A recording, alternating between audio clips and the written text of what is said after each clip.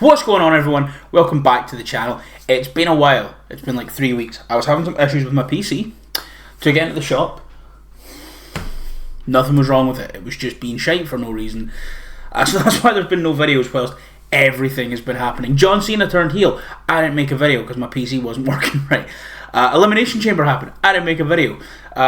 So much has happened across all of the channels that I should be talking about things for that I've just not been able to do. But we're back today. We're back today, of course, to talk about AEW Revolution, which was last night, and was, let's not kid ourselves, especially considering how it ended. This was an absolutely incredible show. We'll just very quickly run through the pre-show then. The pre-show opened with Lee Johnson and Blake Christian wrestling Commander and Hologram in a nice little fun sprint of a tag team match. Commander and Hologram won. It's cool to see these guys on pay-per-view, even if they're not getting on the main card. You know, my thoughts on Blake Christian have changed drastically since that video. Used to think he was a bit of a geek. Still think he's a bit of a geek, but like, I kind of love him now. I've always thought Lee Johnson was fun. This match was just a fun sprint. AEW used the 0 hour and they used the pre-show for what the pre-show should be used for. I think at the end of the day, if you run the pre-show to only run video packages and sort of panel stuff, you're never going to you're never going to get anyone else to buy the show or to watch the show. And I think that was a massive problem in the sort of Vince era WWE, that the pre-show matches meant nothing. And whilst, yeah, these aren't super important matches happening on the pre-show, they're at least giving you a reason to tune in, because all these matches go, 9, 9 and 12. So all these matches on the pre-show went long enough for everyone to sort of get an idea for what's going to go on in the show later on. And I think it's a great way to use the pre-show. I don't have a lot to say about this match. I thought it was a lot of fun. I love Commander. I love Hologram.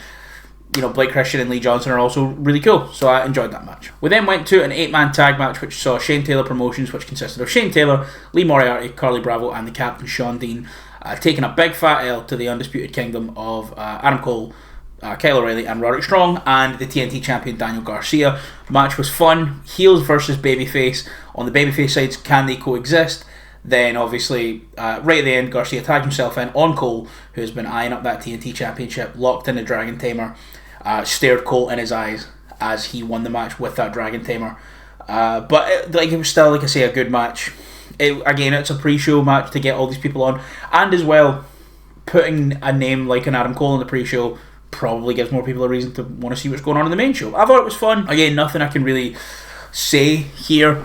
The pre-show was kind of built, for me, really around one match. Well, two matches, I guess, but we'll get to it. I guess I'll just say just now, Jericho jumped Gravity before the match and stole his mask, and then the match was thrown out, the Jericho Gravity match, and Bandito was there, and Bandito and Gravity's mum was crying, and the Learning Tree, and just, I don't care. And everyone in every Jericho story for a very long time has been people I've cared about, except him. So every Learning Tree story, I like, because I love Big Bill, and I love Brian Keith, and I love Gravity, and I love Bandito, and when Hobbs was involved, and the Outrunners were involved, I love those guys.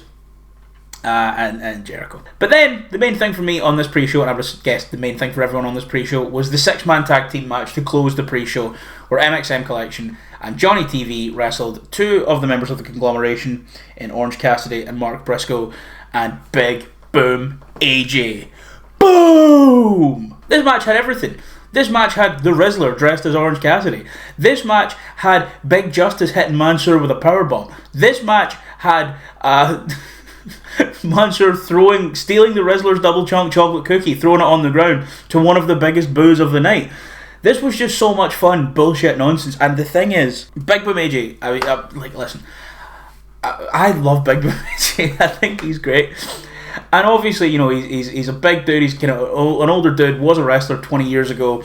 Came back for to do some stuff with AEW, and it's a lot of fun. Again, you know, it's obviously beneficial for AEW to have, you know, someone as well known as the Costco guys be on their show. He also then confirmed in the press conference after that him, Big Justice, and the Rizzler have signed AEW contracts, which is the greatest sentence anyone's ever said. But it was so much fun, and it's just dumb wrestling. It's dumb wrestling at its finest. And again, it's something that's going to get people in the door. It's something that's going to get people to watch the show. And I loved this match. I thought it was so much fun. I think Johnny TV was being just a right good bastard throughout, like a big cartoon villain, real wacky races, villainy, and then a big boom AJ hot tag, baby, and then he fucking just folded Mason Madden up with a big power boom for the win. It was fantastic. I loved it, and I think overall the pre-show was a big success for what we're gonna get. And to be honest, I think the show only had one real misstep. The show then opened with the freshly haircutted Hangman Adam Page wrestling MJF in the opener. MJF teased us with Hangman's original theme before then coming out, getting a big MJF heat. This is the thing, I talk a lot about how I'm kind of over MJF a little bit, but then I watch matches like this and that's not true, and I watch matches like the one he had with Daniel Garcia at All Out last year and I know that's not true, because he is fantastic and he's one of the most important people in the history of AEW. Like, he truly is so pivotal to what's made that company so special over the years. He's the longest reigning AEW champion. He's been in some of the most good and prominent stories ever. He's been so highly featured since day one, and when he's not just doing the lazy MJF thing, he's absolutely fantastic. And I think him and Hangman are the two real homegrown stars of AEW. And there's guys like Danny Garcia, who's kind of came through AEW and made his big name there. And I know obviously MJF and Max were big names before they got to AEW, but you can't really look at anyone else as the big success of AEW except for those two guys. But even when you look at like some of AEW's biggest success stories and most important characters throughout the history of AEW, you look at Mox and Danielson and Punk and Jericho and Swerve and Tony and Christian and Sting, and all these guys were to some extent well known to a mainstream wrestling audience because they'd been in WWE. And now, what you saw as Dean Ambrose at the end of his WWE run, and even throughout the entirety of his WWE run as Dean Ambrose, that is not what we have been given with Jon Moxley at any point ever.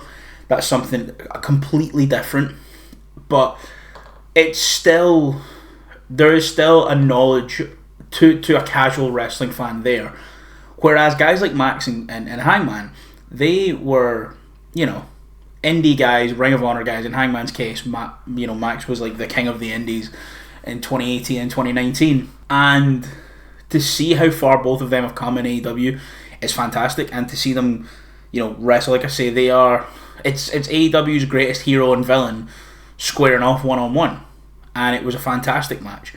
I think both of them just really get how to work with each other and bring out each other's strengths. Hangman's redemption arc coming now, slowly turning back to the light. The Max still just being just an all-time bastard. There was a tombstone on a chair. There was the most devastating Angel's Wings I've ever seen in my life.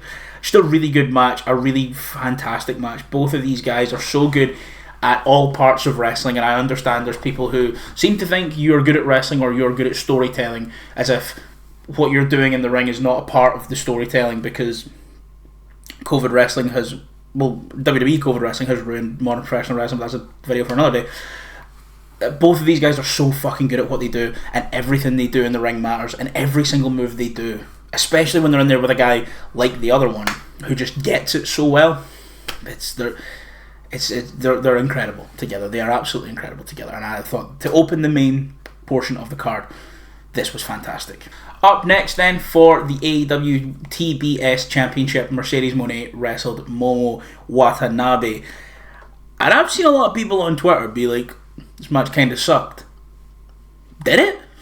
This fucking ruled! Now, a lot of the criticisms and a lot of the, flack I've seen towards this match has come from the fact that maybe some of the spots looked a little bit sloppy, maybe there was some miscommunications here and there, maybe there was, a little bit of like, oh, I've got to be, and some things were some roll-ups didn't look all too fluid and things like that.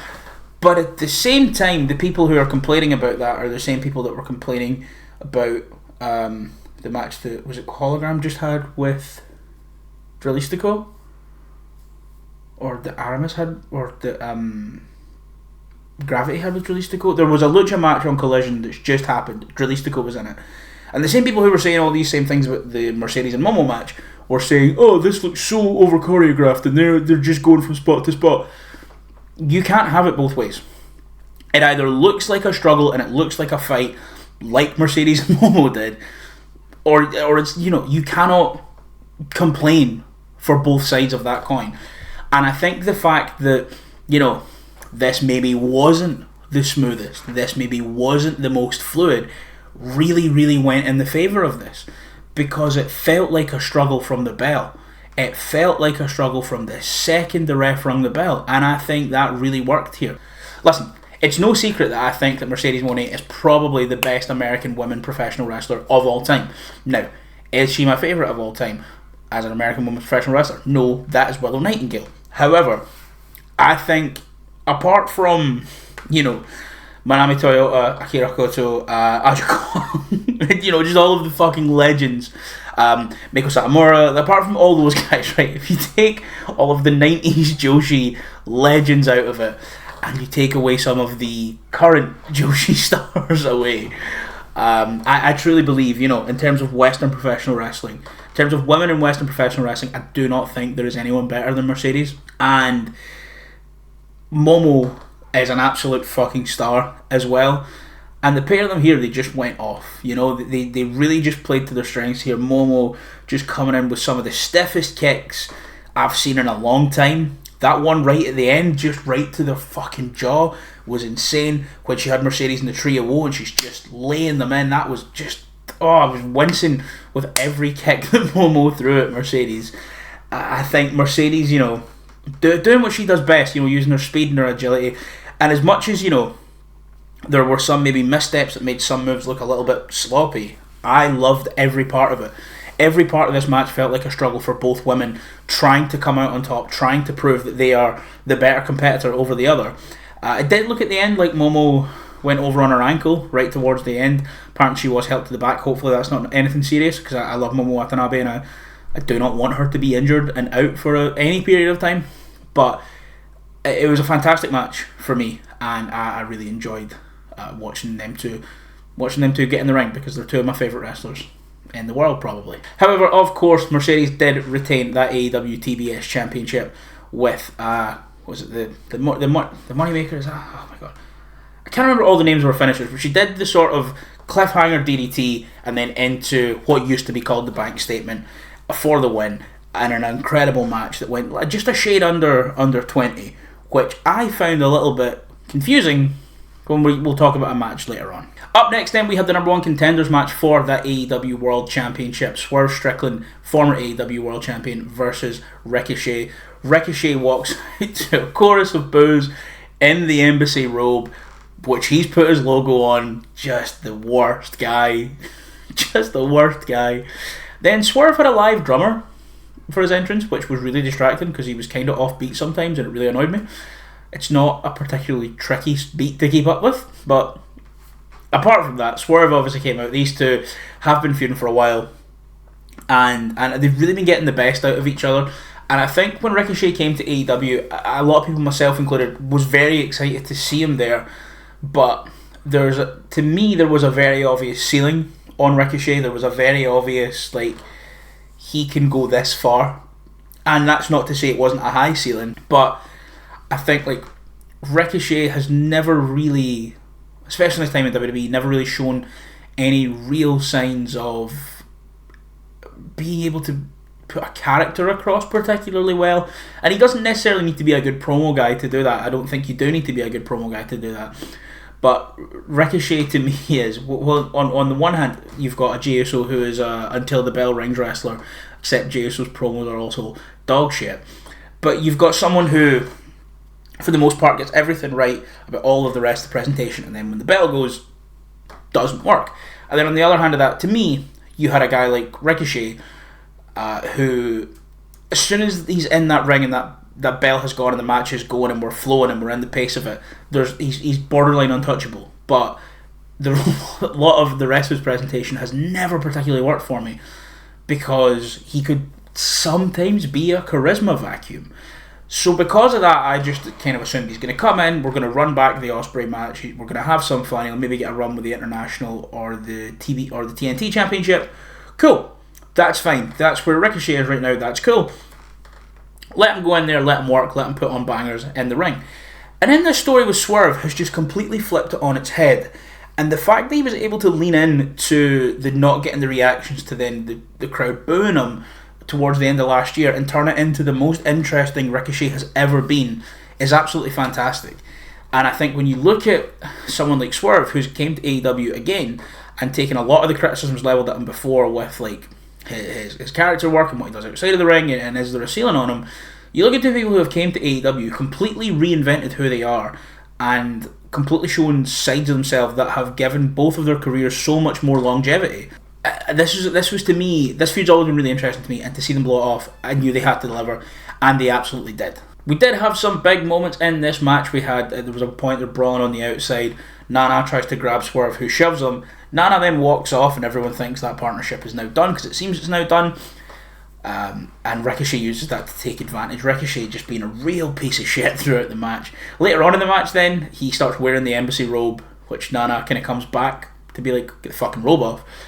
Bit of a distraction is caused. Swerve goes for a suicide dive. Ricochet catches him into a Death Valley driver, and Swerve kind of landed right on his head, and it looked fucking awful.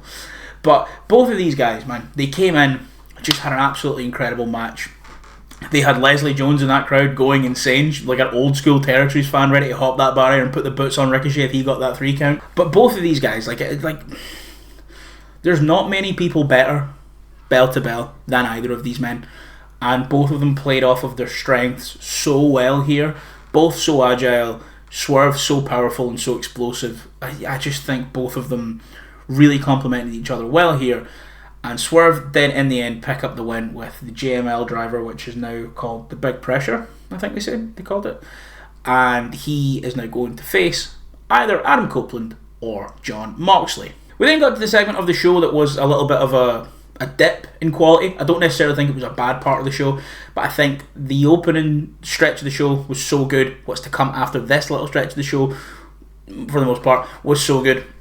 I do think out of the whole card, realistically it was probably going to be these two matches that would suffer, which is upsetting to me, because the next match on the card was Kazuchika Okada versus Big Bad Brody King. And listen, if you know me, you know that I fucking love Brody King. I have always loved Brody King. Brody King has been one of my favourite wrestlers for a very, very long time.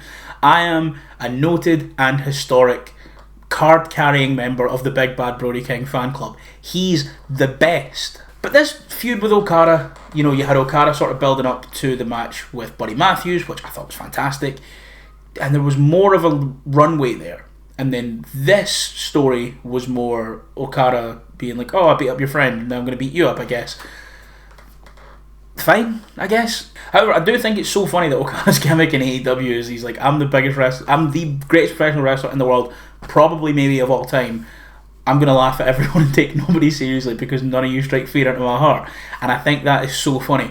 And what I think makes that even funnier is in the ring, legitimately, I don't think Okada's left third gear in AEW more than 5 times. And he's still one of the best on the roster. After having a wee look there, matches where he got out of third gear include Ospreay at World's End, the match with Kyle Fletcher, the time limit draw with Daniel Garcia, and the match with Bryan Danielson. And he's still so good without ever leaving third gear. And again, he did that last night with Brody King. Now, listen, it's not my favourite match on the card by quite a bit. I'm a big fan of both guys here. They were just kind of in the unfortunate position of, we want Okada on this pay-per-view, we're doing a thing with him and Brody. It'd be good to get Okada and Brody on this pay-per-view because they're very fucking over right now. But there just wasn't a lot of time here. This is the second shortest match on the main card. And you can kind of feel it. I think no one really believed Brody was going to win. I do think there's so much more they can do with Brody King as a singles guy in AEW. I've always thought that. I think he's incredible. I think he has everything it takes to be the world champ, realistically soon. But this night on this show, they just weren't going to be given that opportunity to really show it. And I don't think it was a bad match. I thought it was a lot of fun, but ultimately a bit of a nothing match with Okada retaining after hitting a big old Rainmaker. We then go to the shortest match on the card, where the Outrunners took on the Hurt Syndicate. This match went 8 minutes and 40 seconds. It's around about 8 minutes too long, I think. I love the Outrunners, and I love the Hurt Syndicate. The Hurt Syndicate are one of my favourite things in AEW right now. And I think, same with the Outrunners, I also think they're one of my favourite things in AEW right now. But I think the tag division in AEW is lacking real credible depth when you have a team like the Hurt Syndicate on top. And as good and as fun as the Outrunners are, I almost would rather sacrifice them here, because they can take being sacrificed. I would rather sacrifice them here to build the Hurt Syndicate up more for probably the Bucks, ideally Grizzled Young Vets. Yeah, the Hurt Syndicate won in the end. It was a fun match. It shouldn't have been a back and forth though, in my opinion. But, you know, it is what it is. The next match on the card then was the Hollywood ending. Timeless Toni Storm versus Mariah May. The final match in their trilogy. Good lord. Now this match, really surprising. This match only got 12 minutes. 12 minutes 55 is what this match got. So I think probably 15 with entrances, right? That's not a lot of time for the most interesting feud in All Elite Wrestling right now. Probably the most interesting feud in All Elite Wrestling since Punk and Max, maybe? Like, it's been a long time since I've been this invested in a feud. Not a story. The Danielson story, obviously completely different, but in terms of a feud, it's this. And the fact that they were only given this amount of time is kind of crazy to me, which makes what they did so much crazier. This was a violent, bloody sprint from the start. Mariah May jumped Toni Storm during her entrance, drop kicked Luther over a table, pulled out a taser from a wedding bouquet, and then got fucking choke bombed off of the stage through a table within like the first minute and a half. Toni was bleeding within 3 minutes. There was a broken champagne bottle that Toni Storm took between the legs. She got a champagne bottle shattered downstairs in this match. There was buckets of glass and taped fists and blood, and just the shoe baiting her with a fucking shoe. There was pile drivers and maydays and storm zeros and blood and nonsense and insanity. And look at this picture. And it finished with a big old, just going through a table on the stage that had the Hollywood sign painted on it and pinned on the stage, because the Hollywood ending was a Falls Count Anywhere match. And look at this photo of them at the end of this match. This match didn't go 13 minutes. That just shows how much they threw into this. There was no downtime, no resting. They just went all the way through it. And it was absolutely fantastic. We then went to Kenny Omega and Konosuke Takeshita for the AEW International Championship. The champion, the Alpha, Konosuke Takeshita, brought to the ring by Don Callis, Kenny Omega's former mentor, father figure, man that betrayed him. I guess, Kenny by God Omega, the god of professional wrestling. Probably the greatest professional wrestler of all time. And yeah, this was so good, man. This was so good. One thing though that to me I noticed coming in, so Omega is 2-0 since he returned, which means Omega has had 3 matches since he came back to wrestling. He came back and he had the match with Gabe Kidd, which is still my match of the year. I think Mariah and Toni are a very close second, and I think Kevin and Sammy are in third. Another match I'm about to talk about is probably sitting in 4. But it said on his Tron when he came back, or when he was coming into the ring, it said 2-0 since he returned after his year out with diverticulitis, which means the 2 matches he's had back was the one against Brian Cage and then the tag match in Brisbane with Ospreay against Fletcher and Takeshita. And obviously I understand that with Omega you maybe don't want to overexpose him, you want to make him feel like a commodity, you want people to tune in when he is wrestling. But he's been back in AEW for 3 months now. He's been back in wrestling. He's been back wrestling for 3 months, and he's only wrestled 3 matches. And to me, now it's not like he's Roman Reigns, right? We're not anywhere close to being on an Omega Roman Reigns sort of journey arc, I guess. But like, if you have Kenny Omega, you have him on TV, and you have him wrestle, and you have the people watching Kenny Omega wrestle because it's Kenny by God Omega. But apart from that, man, this match was so good. So good. Just two of the best wrestlers in, Takeshita probably hasn't even hit his peak yet. Omega kind of feels a little bit like LeBron in the sense that even when he slows down a little bit, and some of it goes, I guess the athleticism isn't quite there when we look at, like when the peak of Omega's powers, he's making up for that in so many different areas. Both of these guys complement each other so well. And in the end, Kenny won with a roll-up. In the end, Kenny outsmarted Takeshita. All he could do was survive. He couldn't overcome. He didn't have to power up and beat him. He didn't have to, all Omega had to do was keep surviving and catch him off guard. Which is the perfect way for this match to end. Don Callis and Takeshita kept targeting that man's diverticulitis in his gut. But Takeshita is just so good. And so good at everything he does. And I think the perfect way to end this was quite simply having Omega just sneak the win. Because it doesn't make Takeshita look weak. He got outsmarted by a veteran. And if anything, the fact that Kenny couldn't do it with a one-winged angel, couldn't even get him to the point to be close to getting on a one-winged angel, just shows how good Takeshita is. There was also a lariat off the top rope, and Kenny landed right in his head into the apron. I thought he was dead. But I'm very glad that Omega's back wrestling.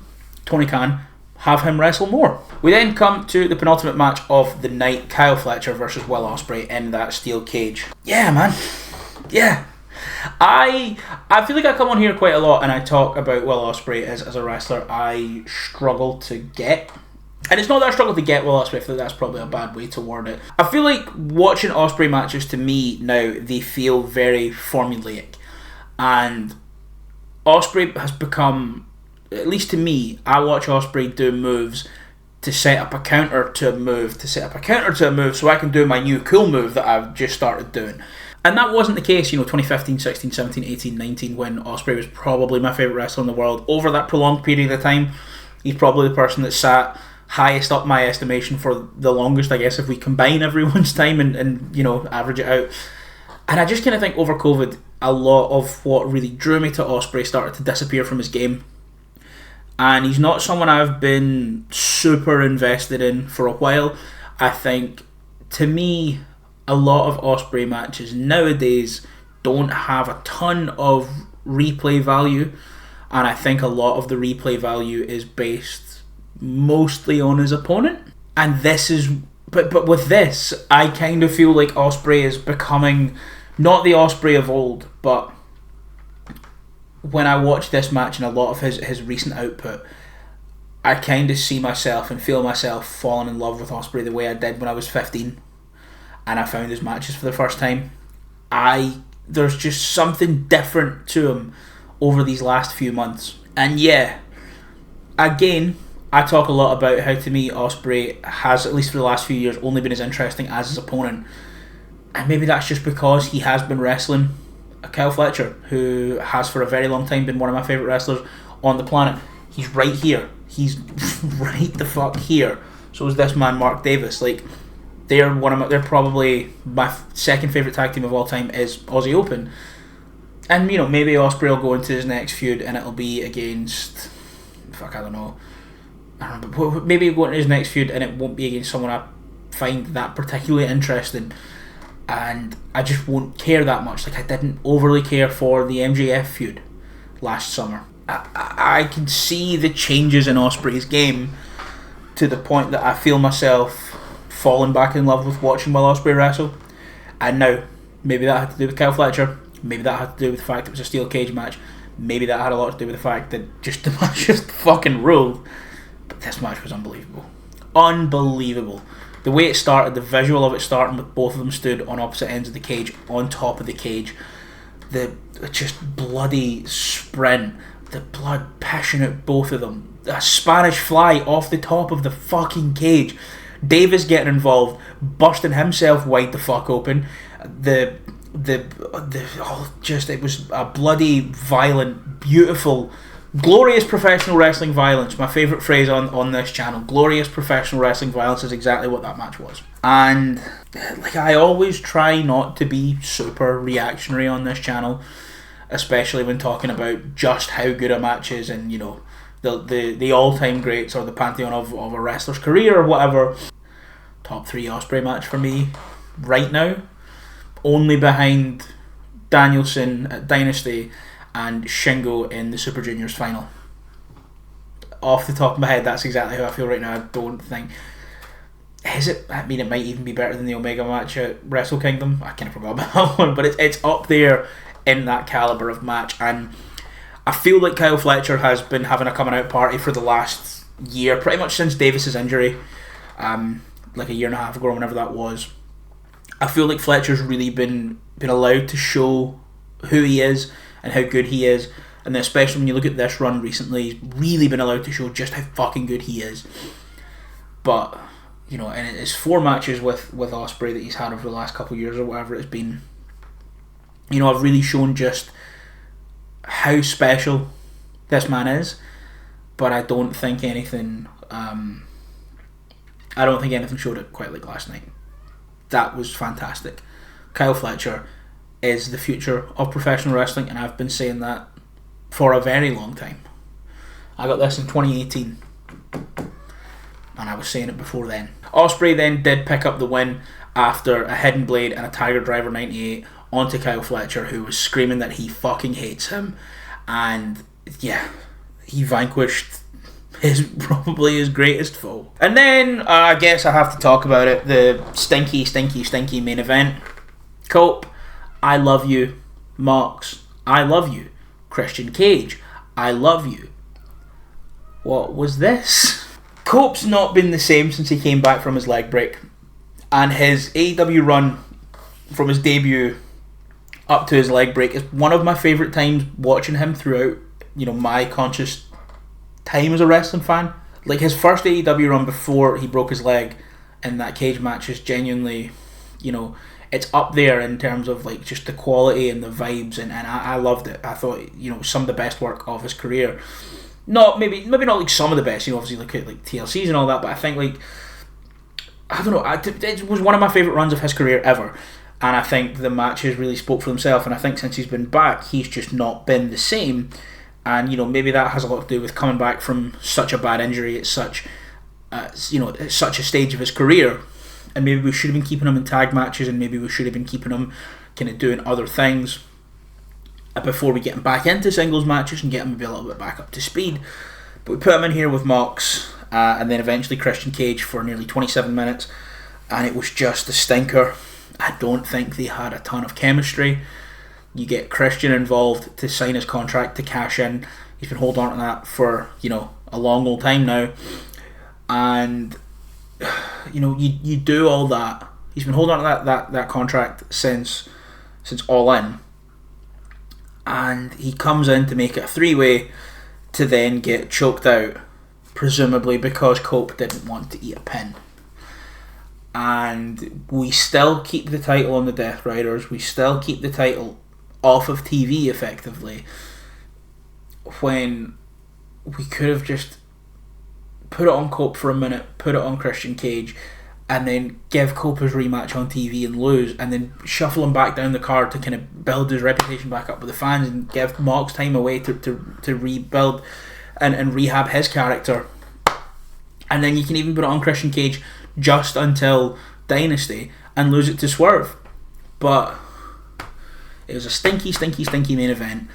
The show went off the air with Swerve hitting a Swerve stomp out the stands, and then I'm pretty sure he cut a send the fans home happy promo because they knew it was a stinker.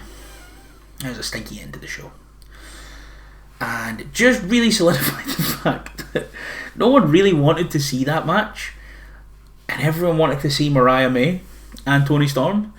And Mariah May and Toni Storm ended with On the Tron saying the end, and then we had to continue to watch more wrestling. I don't think it was a good decision, and it was a bad match, and it didn't work. However, the rest of the show, I struggled to find a flaw in the rest of the show, to be perfectly honest with you. I thought it was a fantastic show. So, that is all my thoughts on AEW Revolution. Where does this lead us into Dynasty? I don't think, off the top of my head, everything feels that much more interesting headed into Dynasty. I think having Kenny as a champ is definitely interesting. I think seeing Hangman's gradual turn to the light again is very interesting. I'm very interested to see what Tony Storm does next. I'm very interested to see what Kyle Fletcher does next. I'm very interested to see, kind of where all these stories go. One thing I forgot to mention, and one thing that I've really been enjoying, is Don Callis seems to hate Davis. He says, Davis doesn't take orders well. We tell Davis to stay away, and he's always getting involved, and he's always sticking his head in. Does that lead to Aussie Open splitting off and doing a kind of singles guy who's also in a tag team thing? I'd be interested to see that. It feels like this show was a reset for a lot of the card, except for the main event, the world title. So I'm very interested to see where the rest of these stories go, because out of all of these matches here, all these feuds now feel done. So I'm very interested to see where this goes going forward, and where this leads us going into Dynasty. But main takeaways, I'd say give the show like a 9.5. If you bury the Stinky Mox match in the middle of the card and then have them close it with Tony, 10, because I forgot about it. But that's all for me today. Thank you guys so much for watching. Don't worry, my PC is now working again, hopefully, for now. So I should be able to make more videos more regularly again, and not just fucking take big breaks after talking a lot of. And now that my PC is back working, get more videos out more consistently, because I want to do this. I love talking my damn shit on here. But thank you guys so much for watching. Let me know what you thought of the show down below. Let me know what you think is going to happen going forward. Are you excited for the future of AEW, especially after that show? Tell me how much you also love the Protostar Kyle Fletcher. Thank you guys so much for watching. I'll see you next time.